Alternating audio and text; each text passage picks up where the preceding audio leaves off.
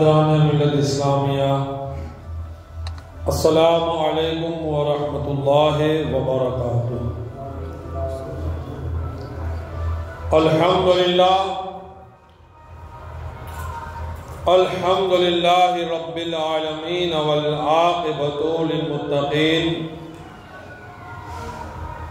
الصلاة والسلام علی من کان نبیا وآدم بین الماء والطین،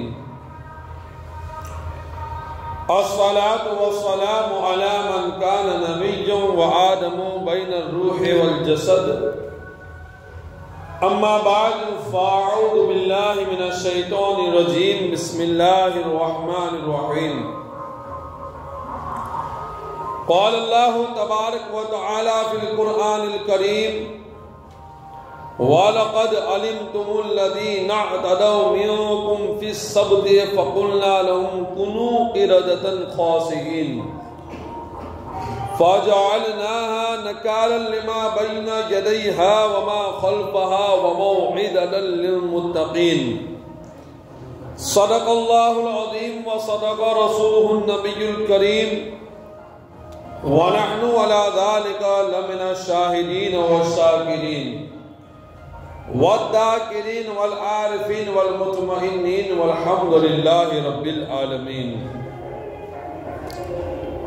سب سے پہلے مولا مل کر آقا نامدار، مدینے کے تاجدار، دونوں عالم کے مالک اور مختار، گنبد خضرا میں آرام فرمانے والے آقا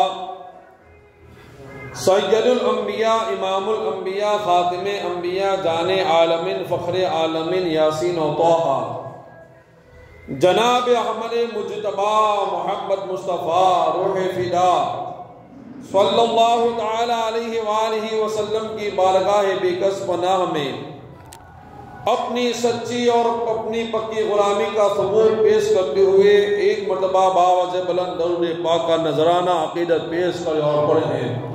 اللہم صلی علی سیدنا مولانا محمد وعلی آل سیدنا مولانا محمد وبارک وسلم، صلاۃ و سلام علیک یا رسول اللہ صلی اللہ تعالی علیہ وسلم۔ اللہ تبارک و تعالی پارہ نمبر 1 سورۃ البقرہ آیت نمبر 66 اور 65 میں ارشاد فرماتا ہے، جس کا ترجمہ یہ ہے، اور یقیناً تمہیں معلوم ہیں وہ لوگ جنہوں نے تم سے ہفتہ کے دین میں سرکشی کی، تو ہم نے ان سے کہا کہ دھتکارے ہوئے بندر بن جاؤ، تو ہم نے یہ واقعہ اس وقت کے لوگوں اور ان کے بعد والوں کے لیے عبرت اور پرہیزگاروں کے لیے نصیحت بنا دیا۔ یہ آیت کریمہ، دو آیت کریمہ میں نے تلاوت کرنے کا شرف حاصل کیا، اس کا ترجمہ یہ ہے۔ ان دونوں آیت میں ایک عبرتناک واقعہ ہے، آپ سنو گے تو آپ بھی دنگ رہ جاؤ گے کہ یہ قرآنی واقعہ ہمیں کیا درس دے رہا ہے، ہمیں کیا عبرت دے رہا ہے، اور ہمیں اس سے کیا سبق حاصل کرنا چاہیے۔ بحر کلثوم، ریڈ سیڈ، جو حجاز مقدس اور ملک شام کے بیچ میں ہے، بحر کلثوم حجاز مقدس اور ملک شام کے بیچ کا ایک ایریا ہے، ریڈ سیڈ جس کو کہتے ہیں، یہ وہاں پر واقع ہے۔ یہاں ایک بستی تھی جس بستی کا نام ایلا کہتے ہیں، جسے ایلا کہتے تھے۔ یہ ایلا کیا ہے؟ حضرت ابو منذر رحمت اللہ تعالی علیہ فرماتے ہیں، اللہ کے نبی، اللہ کے خلیل حضرت ابراہیم علیہ السلام کی پوتی جن کا نام ایلا تھا، انہی کی نسبت سے، انہیں کی اسی نام کی وجہ سے اس بستی کا نام ایلا رکھا گیا۔ ایلا یہ بستی کا نام تھا۔ ان کے ساتھ کیا واقعہ پیش آیا، ان لوگوں نے کیا کام کیا، ان بستی والوں نے، قرآن کا اس واقعے کو سنو۔ واقعہ یہ ہوا کہ اس ایلا نامی بستی میں بنی اسرائیل کا ایک قبیلہ آباد تھا. ایلا بستی تھی، اسی بستی کے اندر بنی اسرائیل کا ایک قبیلہ تھا. یہ لوگ ماہی گیر تھے، مچھی پکڑنے والے تھے، مچھی پکڑا کرتے تھے، مچھی کا شکار کیا کرتے تھے، سمندر سے مچھلیاں پکڑتے، بیچتے اور روزی کا اہتمام کیا کرتے تھے. یہ بنی اسرائیل جو قوم تھی، جو قبیلہ تھا، یہ مچھی کو پکڑا کرتے تھے، بیچتے تھے اور اپنی زندگی، اپنے شب و روز کو گزارا کرتے تھے. بڑی خوشحال ان لوگوں کی زندگی تھی. روزگار جب اچھا ہوتا ہے تو انسان کی زندگی اچھی گزرتی ہے، اور روزگار جب ٹھپ پڑ جاتا ہے، روزگار میں جب کمی آتی ہے تو انسان کے زندگی کے دین کاٹنے بڑے مشکل پڑ جاتے ہیں، بھوک کے لالے پڑ جاتے ہیں، اور نہ جانے کتنی صعوبتوں سے، کتنی مصیبتوں سے اس کو گزرنا پڑتا ہے. تو ان لوگوں کا روزگار چل رہا تھا، مچھلی پکڑتے تھے، خوشحال ان لوگوں کی زندگی تھی. پھر قدرت کو ان کا امتحان منظور ہوا. اللہ نے ایگزام لینا چاہا، اللہ نے پریکشا لینا چاہی. چنانچہ ان کے لیے ہفتے کے دن یعنی سنیچر کے دن، شنیوار کے دن مچھلی کا شکار حرام کر دیا گیا. یعنی اے بنی اسرائیل کے لوگوں، تمہیں جمعہ کے دن سے لے کر، تمہیں اتوار سے لے کر جمعہ تک، اتوار تم شکار کرو، پیر کے دن تم شکار کرو، اتوار یعنی منگل کے دن، بدھ کے دن، جمعرات کے دن، جمعہ کے دن تم جتنا چاہے شکار کرو مچھلی کا، تم جتنی چاہے مچھلی کو پکڑو اور بیچو، مگر میرا حکم ہے کہ سنیچر کے دن تم شکار نہیں کر سکتے. سنیچر کے دن تم مچھلی کو شکار نہیں کر سکتے اور بیچ بھی نہیں سکتے. جب شکار نہیں ہوگا تو بیچیں گے کیا؟ لا یسألوا عما یفعلوا وهم یسألون. اللہ سے ان کام کے متعلق سوال نہیں کیا جاتا. تو ان لوگوں کو کہا گیا کہ تمہیں ہفتہ کے دن مچھلی نہیں پکڑنی ہے، ہفتہ کے دن تمہارا مچھلی پکڑنا یہ حرام ہے. اللہ سے اس کے کام کے متعلق سوال نہیں کیا جاتا، جو وہ کرتا ہے لوگوں سے سوال کیا جائے گا. اللہ نے بنی اسرائیل پر ہفتے کے دن مچھلی کا شکار کیوں حرام فرمایا؟ کیا وجہ تھی؟ یہ اللہ پاک کی حکمت ہے، یہ اللہ ہی جانتا ہے اس میں حکمت کیا ہے. وہ جو چاہے کرے. ہم بندے ہیں، ہم نے آنکھیں بند کر اپنے مالک و مولا کا حکم قبول کر لینا ہے، اللہ کا حکم مان لینا ہے، اور اللہ کے حکم پر ہمیں اپنی گردن کو جھکانا ہے، اور ہمارا یہیں پر معاملہ ختم ہو جاتا ہے. اللہ نے سنیچر کے دن مچھلی کو کیوں حرام کیا بنی اسرائیل کے لیے؟ وہ اس کی حکمت وہ خود جانتا ہے. خیر، اللہ پاک نے بنی اسرائیل کے لیے سنیچر کے دن، شنیوار کے دن مچھلی کا شکار حرام کر دیا. اب انہیں آزمائش یہ ہوئی، ان کا امتحان یہ ہوا کہ ہفتے کے دن سمندر میں مچھلیاں بہت آیا کرتی، دوسرے دن سے کم میں سنیچر کے دن بہت مچھلیاں آیا کرتی. اتنی مچھلیاں دیکھ کر ان کے دل للچاتے، جی چاہتا کہ مچھلیاں پکڑیں، بیچے، خوب نفع کمائیں. مگر اللہ تبارک و تعالیٰ نے ہفتے کے دن، سنیچر کے دن مچھلیوں کو پکڑنا حرام فرما دیا تھا. لہذا دل کی حسرت دل ہی میں رہ جاتی کہ ہم کس طریقے سے مچھلیاں پکڑیں، ہم سنیچر کے دن کس طریقے سے اپنی تجارت کریں، ہم سنیچر کے دن کس طریقے سے مچھلیاں تجارت کرنے کے بعد ہم اس سے نفع حاصل ہو، فائدہ حاصل ہو. یہ دل کی حسرت دل ہی میں رہ جاتی. کچھ عرصہ تو انہوں نے صبر کیا، اللہ کا حکم ہے.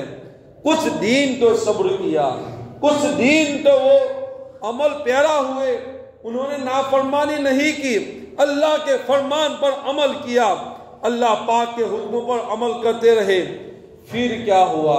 سنیچر کا دن مچھلیاں خوب آتی ہے، व्यापार करना, पकड़ना हराम है तो व्यापार कहाँ से होगा। फिर उन्हें शैतान ने हिला सिखाया, शैतान ने रास्ता बताया, शैतान ने प्लान बताया। उन्होंने यूं किया कि अपने घरों के करीब बड़े बड़े हौज बनाए, बड़े बड़े हौज बनाए और समंदर से नालियां खींचकर हौज तक ले आए। यानी समंदर दूर था, वहां से नाली खींचकर, वहां से पाइपलाइन बनाकर, जो भी उनका तरीका था उस तरीके से अपनी हौज में पानी लाए, हफ्ते पानी लाए, अपने घरों के करीब बड़े बड़े हौज बनाए, समंदर से नालियां हौज तक ले आए। हफ्ते वाले दिन जब मछलियां ज्यादा होती तो नालियों के मुंह खोल देते, नालियों का मुंह खोल देते। यानी जैसे नालियों का मुंह खोल देते, मछलियां उन नालियों के जरिया हौज में आ जाती। ये भी तो शिकार करना हुआ, ये भी तो एक तरीका हुआ शिकार करने का, ये भी तो एक जाल बिछाने का तरीका हुआ। तो नालियों का हौज, नालियों को खोल देते, हौज में आ जाती। अगले दिन यानी इतवार के दिन उन्हें पकड़ लेते। ये लोग समझते कि देखो हमने कहां शिकार किया, ये लोग ये समझते थे कि हमने कहां अल्लाह की नाफरमानी की, ये लोग ये समझते कि हमने अल्लाह के हुक्म पर अमल किया, अल्लाह के हुक्म की हमने नाफरमानी नहीं की। हालांकि ये भी तो शिकार करना पाया गया, ये भी तो जाल बिछाना पाया गया। समंदर से नाली अपने घर की तरफ लाए, शनिचर के दिन मुंह खोल दिया, जितनी मछलियां आई हौज के अंदर दूसरे दिन उसको निकाल लिया। ये भी तो आज भी कई तरीके लोग अपनाते हैं। आज भी जुए के अंदर, आज भी रमी के अंदर, आज भी शेयर बाजार के अंदर ऐसे कई तरीके हैं कि जिसके जरिया इंसान पैसा कमा रहा है, जिसके जरिया इंसान है कि तिजारत कर रहा है। मालूम ही नहीं है कि ये सही है या गलत है। न किसी मुफ्ती साहब से हम कांटेक्ट करते हैं, न किसी मुफ्ती साहब से हम मसला पूछते हैं। हम अपनी अक्ल के फैसले पर और दूसरे के बताने पर उस काम को अंजाम देते हुए नजर आते हैं, उस काम को करते हुए नजर आते हैं। एक दोस्त ने किया, दूसरे दोस्त भी उसके पीछे लग जाते हैं। क्या हलाल है, क्या हराम है, कोई तमीज नहीं। क्या जायज है, क्या नाजायज है, कोई फिक्र नहीं। रातों रात हमें अमीर बन जाना है, रातों रात लाखों रुपये कमा लेने हैं, हमारी ये लालच होती है, हमारे दिल की ये हसरत होती है। खैर, इस तरफ में नहीं जाना चाहूंगा। तो इन लोगों ने भी ये हीला बनाया, ये तरीका बनाया और इस तरीके से मछलियों को अपनी हौज के अंदर कैद कर लिया। ये भी अल्लाह ताला की नाफरमानी थी। उन्होंने सिर्फ अपने दिल की तसल्ली के लिए ऐसा किया, वरना जाहिर मछलियां पकड़ना मना था। चाहे जाल डालकर पकड़ते, चाहे हौज के जरिया कैद कर लेते, दोनों सूरतों में मछलियां तो पकड़ी गई। और ये पकड़ना ये अल्लाह तबारक व तआला ने शनिचर के दिन हराम फरमाया था। अल्लाह अकबर। लिहाजा उन्हें समझाया गया, दीन का दर्द रखने वालों ने उन्हें नेकी की दावत दी। जो लोग उस जमाने में थे, जो दर्द रखते थे, अल्लाह का खौफ रखते थे, उन लोगों ने भी इन्हें समझाया कि इस तरीके से पकड़ना पाया गया और ये हराम है। उन्होंने बताया कि जो तुम कर रहे हो ये गैर सरी हिला है, ये तरीका सही नहीं है, ये भी हराम के जमड़े में आता है, ये महज एक बहाना है, तुम अल्लाह की नाफरमानी कर रहे हो। मगर ये न माने, हर शनिचर के दिन ये काम करते रहे। नाला खोल लेते, हौज में जो मछली आ रही उसको दूसरे दिन पकड़ कर तिजारत करते, व्यापार करते, अल्लाह की नाफरमानी करते रहे। गुनाह छोड़ने और तौबा करने को तैयार न हुए। आखिर उनकी मुसलसल नाफरमानी के सबब अल्लाह ताला का कहर उन पर बरसा। और क्या बरसा? कुरान कहता है, सुनो। एक सुबह को देखा गया कि नाफरमानों के चेहरे मस्त हो चुके थे और ये सब नाफरमान बंदर बन चुके थे। बंदर की उनकी सूरत हो चुकी थी, बंदर उनको बना दिया गया। ان آیات میں اسی واقعے کا ذکر ہے وَلَقَدْ عَلِمْتُمُ الَّذِينَ اعْتَدَوْا مِنْكُمْ فِي السَّبْتِ فَقُلْنَا لَهُمْ كُونُوا قِرَدَةً خَاسِئِينَ، اور یقیناً تمہیں معلوم ہے کہ وہ لوگ جنہوں نے تم سے ہفتے کے دن یعنی سنیچر کے دن سرکشی کی تو ہم نے ان سے کہا دھتکارے ہوئے بندر بن جاؤ، دھتکارے ہوئے بندر بن جاؤ۔ حضرات محترم، روایت کے مطابق اللہ پاک کا قہر برسنے سے یہ سب نافرمان بندر بن گئے۔ اس سے کیا پتا چلا، اس سے کیا معلوم ہوا؟ اللہ کی نافرمانی کرتے رہیں گے، اللہ تبارک و تعالیٰ کے احکام کو پس پشت ڈالتے رہیں گے، اللہ تبارک و تعالیٰ کے احکام اور اللہ تبارک و تعالیٰ کے ارشاد پر ہم عمل نہیں کریں گے تو یقیناً ہم بھی اسی طریقے سے تو نہیں ہو سکتے ہیں۔ یہ اللہ کے نبی کا کرم ہے ہم پر کہ عذاب نازل نہیں ہوتا ہے، مگر ہم ضرور گنہگار تو ہوں گے ہی ہوں گے، ضرور ہمیں ستایا تو جائے گا، ضرور ہمیں ذلیل تو کیا جائے گا، اس لیے کہ گناہ کے گام عزت نہیں دلاتا ہے بلکہ ذلت کے اندر مبتلا فرما دیتا ہے، ذلت کے اندر تمہیں تباہ و برباد کر دیتا ہے۔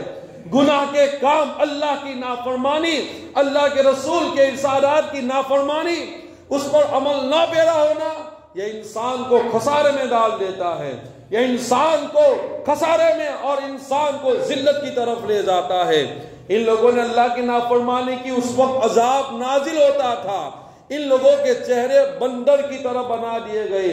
اور میں آپ کو سناؤں یہ کیسے بندر تھے، بندر بھی سنو کہ بندر بھی کیسا ہوتا ہے۔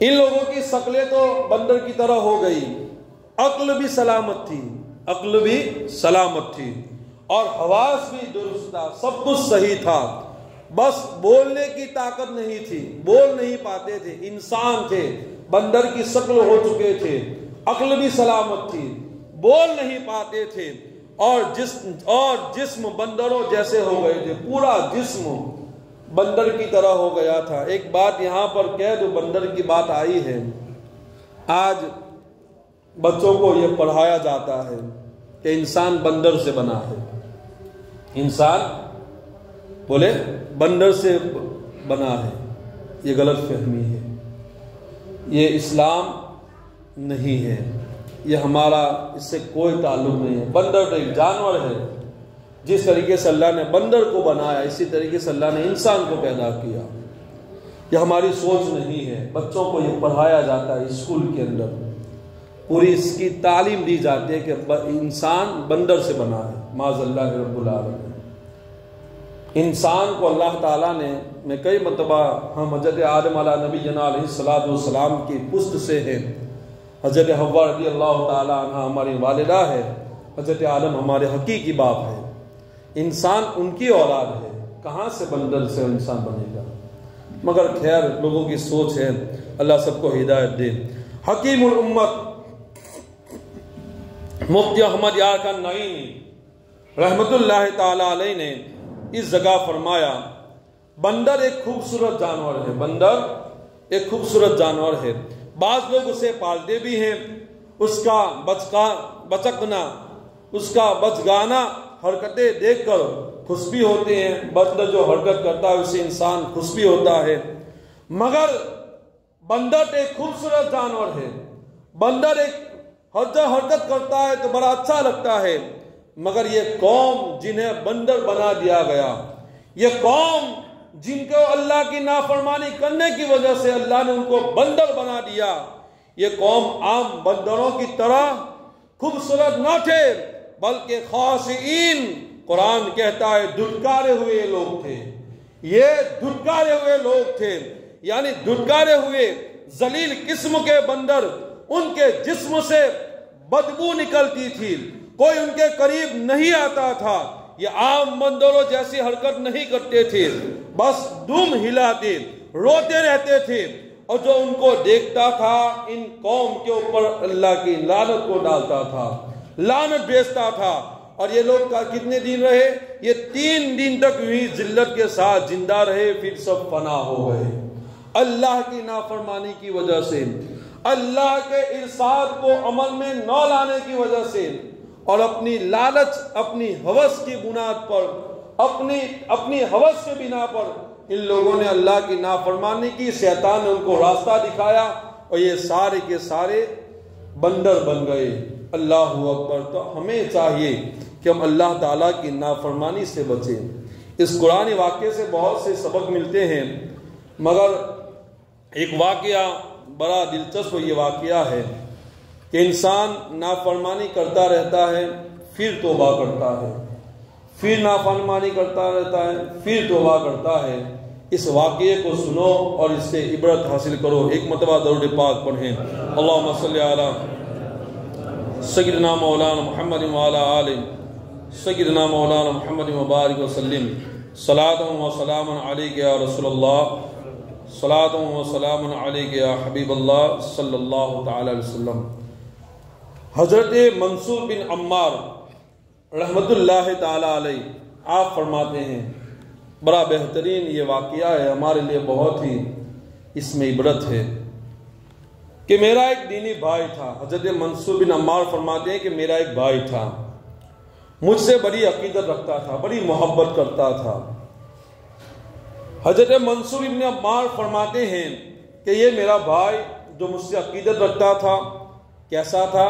بڑا عبادت کرنے والا، تہجد پڑھنے والا، خوف خدا سے رونے والا تھا، اتنا عابد انسان، اتنی عبادت کرنے والا انسان۔ ایک مرتبہ حضرت منصور بن عمار کہتے ہیں کہ ایک مرتبہ مجھے خبر ملی کہ میرا وہی دینی بھائی جو تہجد پڑھنے والا، اللہ کے خوف سے رونے والا، عبادت کرنے والا بیمار ہے اور بہت کمزور ہے۔ حضرت منصور ابن عمار کہتے ہیں کہ میں اس کی خبر لینے کے لیے اس کے گھر پہنچا تو میں نے دیکھا کہ وہ گھر کے درمیان لیتا ہے، گھر کے بیچوں بیچ لیتا ہے۔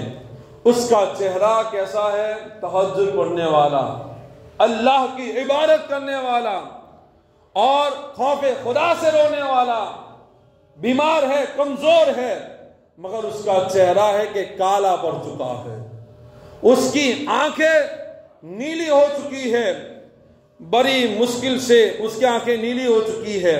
حضرت منصور ابن عمار کہتے ہیں کہ میں نے اس سے کہا، اے میرے بھائی تیری حالت تو دیکھ، اور تو لا الہ الا اللہ کی کثرت کر، یعنی کلمے کا وید کر، لا الہ الا اللہ زیادہ سے زیادہ پڑھا کر۔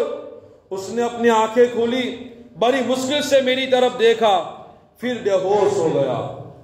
میں نے حضرت منصور ابن عمار کہتے ہیں کہ میں نے دوبارہ اسے تلقین کی، اس بار بھی اس نے آنکھیں کھولی، میری طرف دیکھا، پھر آنکھیں بند کر لی۔ اب میں نے ذرا سختی سے کہا، اے میرے بھائی اگر تو نے کلمہ نہ پڑھا تو میں نہ تجھے غسل دوں گا، میں نہ تجھے کفن پہناؤں گا، اور نہ میں تیری نماز جنازہ پڑھوں گا۔ یہ سختی کے ساتھ حضرت منصور کہتے ہیں کہ میں نے یہ ساری بات کہی۔ یہ سن کر اس نے کہا، اے منصور میرے اور کلمہ طیبہ کے درمیان ایک چیز حائل ہے، ایک چیز رکاوٹ بن رہی ہے، میرے اور کلمہ طیبہ کے درمیان ایک چیز رکاوٹ بن گئی ہے۔ حضرت منصور کہتے ہیں میں نے لا حول ولا قوت الا باللہ کہا، کہیں وہ نمازیں، کہاں گئے وہ روزے، کہاں گئی وہ تہجد کی نمازیں، کہاں گئی تیری عبادت گزاری؟ اس نے بڑی حسرت سے کہا، اے منصور میں یہ سب کچھ اللہ کی رضا کے لیے نہیں کرتا تھا، یعنی میری نمازیں پڑھنا، میری تہجد کو ادا کرنا، میری عبادتیں کرنا، یہ سارا کام، یہ سارے اعمال میں اللہ کے لیے، اللہ کی رضا کے لیے نہیں کرتا تھا، میں یہ عبادتیں دکھاوے کے لیے کرتا تھا۔ میری خواہش تھی کہ لوگ مجھے نمازی کہے، میری خواہش تھی لوگ مجھے روزدار کہے، میری خواہش تھی لوگ مجھے سخی کہے، میری خواہش تھی لوگ مجھے تہجد گزار کہے، میں دکھلاوے کے لیے ذکر بھی کیا کرتا تھا، مگر آج جب میں تنہائی میں ہوتا تو دروازہ بند کر لیتا، کپڑے اتار دیتا کپڑے اتار دینے کے بعد منصور سے وہ آدمی کہتا ہے کہ خوب شراب پیتا، اللہ کی نافرمانی کیا کرتا تھا۔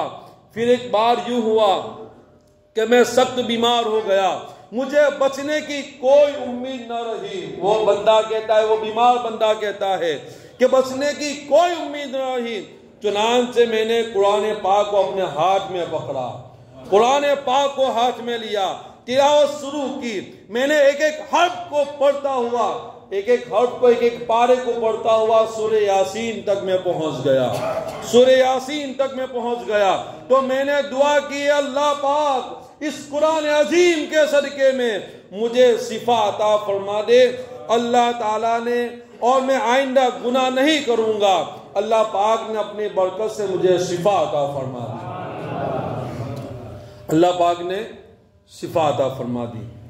مگر افسوس، میں دوبارہ گناہوں میں مشغول ہو گیا۔ ہماری بھی حالت یہی ہے، دکھ کے دن ہوتے ہیں تو ہم اللہ کو یاد کرتے ہیں، کوئی پریشانی آتی ہے تو نمازوں پر نمازیں پڑھتے ہیں، اور جب وہ پریشانی چلی جاتی ہے، سکھ کے دن آتے ہیں تو ہم اللہ کا شکر بھی ادا نہیں کرتے۔ نماز تو چھوڑو، اللہ کا شکر بھی ہم ادا نہیں کرتے ہیں۔ ایسا نہیں ہونا چاہیے۔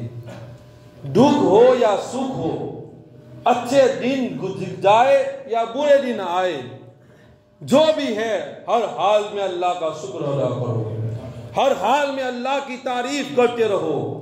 اس بندے نے یہی کیا کہ بیمار تھا، قرآن کی تلاوت کی، اور جب قرآن کے ذریعہ اس نے اللہ کی بارگاہ میں دعا کی تو اللہ نے اس کو شفا عطا فرمائی۔ مگر پھر جب اچھا ہو گیا، طبیعت اچھی ہو گئی، تو پھر وہ گناہ کے اندر مشغول ہو گیا، دوبارہ میں مشغول ہو گیا۔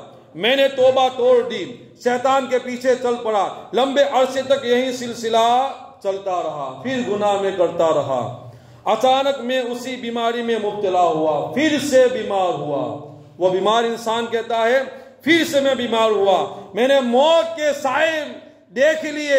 اب کی بار میں نے قرآن کریم کی تلاوت کی، قرآن مجید کے وسیلے سے دعا کی، توبہ کی، گناہ کی معافی مانگی۔ اللہ تبارک و تعالیٰ نے مجھے پھر سے معاف فرما دیا اور مجھے پھر سے شفا عطا فرمائی۔